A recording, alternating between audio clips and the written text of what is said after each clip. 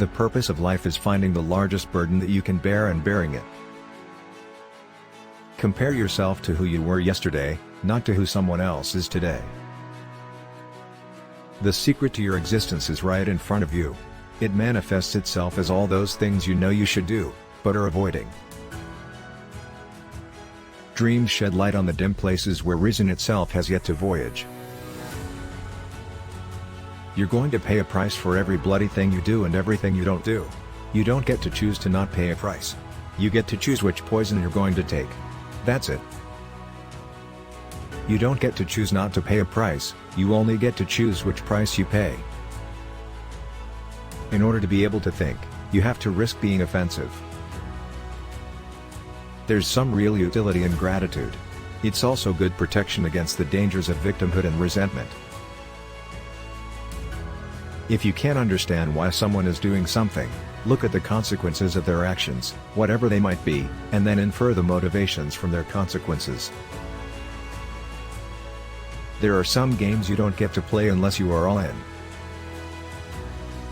And you must be cautious, because making your life better means adopting a lot of responsibility, and that takes more effort and care than living stupidly in pain and remaining arrogant, deceitful and resentful.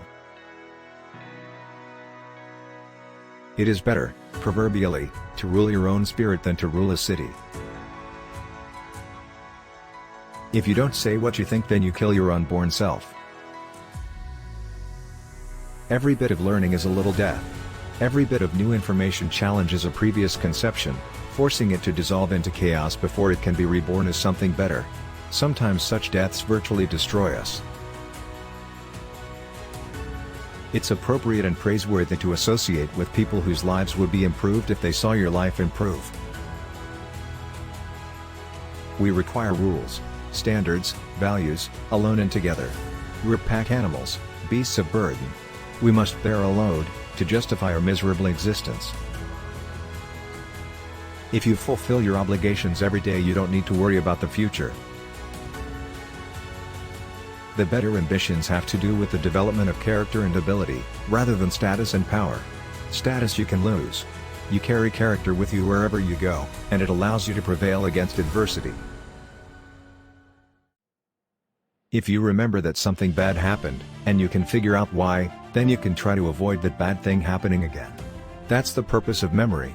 It's not to remember the past. It's to stop the same damn thing from happening over and over. There are so many ways that things can fall apart, or fail to work altogether, and it is always wounded people who are holding it together. The things that pose the greatest threats to your survival are the most real things. It is far better to render beings in your care competent than to protect them. You should never sacrifice what you could be for what you are. It took untold generations to get you where you are. A little gratitude might be in order. If you're going to insist on bending the world to your way, you better have your reasons.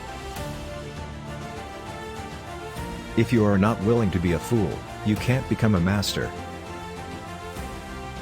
Always place your becoming above your current being.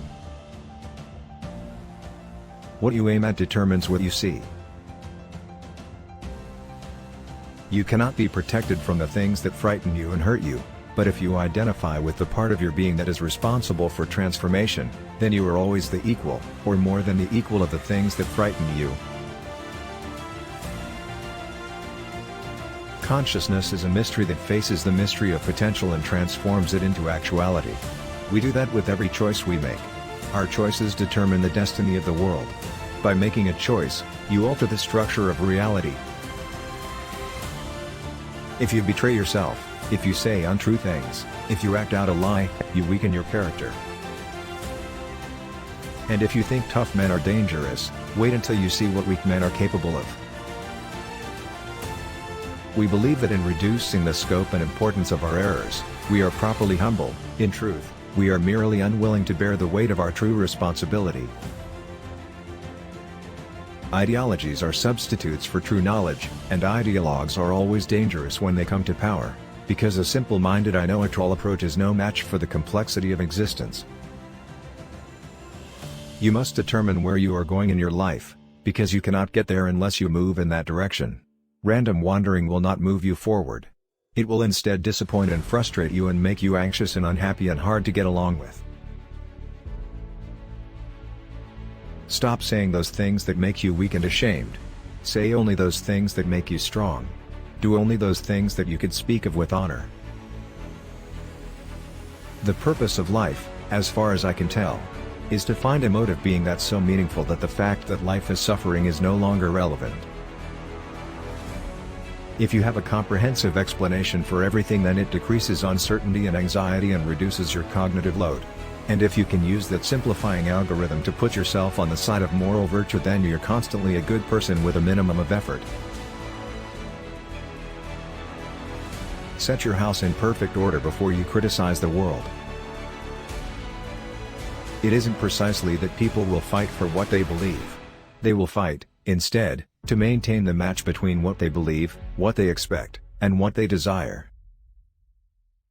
Part of the core information that I've been purveying is that identity politics is a sick game. You don't play racial, ethnic, and gender identity games. The left plays them on behalf of the oppressed, let's say, and the right tends to play them on behalf of nationalism and ethnic pride. I think they're equally dangerous. You may say, well, dragons don't exist. It's like, yes they do. The category predator and the category dragon are the same category. It absolutely exists. It's a superordinate category. It exists absolutely more than anything else. In fact, it really exists. Women deeply want men who are competent and powerful. And I don't mean power in that they can exert tyrannical control over others. That's not power. That's just corruption. To me, ideology is corrupt. It's a parasite on religious structures. To be an ideologue is to have all of the terrible things that are associated with religious certainty and none of the utility. If you're an ideologue, you believe everything that you think. If you're religious, there's a mystery left there. Self-love is the only antidote to the chaos of existence. And if you don't love and care for yourself and your own needs, you will cause unnecessary suffering both for yourself and others. As pessimistic as I am about the nature of human beings and our capacity for atrocity and malevolence and betrayal and laziness and inertia, and all those things, I think we can transcend all that and set things straight. We have to rediscover the eternal values and then live them out. To master a new technology, you have to play with it. It's a small percentage of people who do the 80-hour-a-week high-powered career thing, and they're almost all men. Why? Well, men are driven by socio-economic status more than women.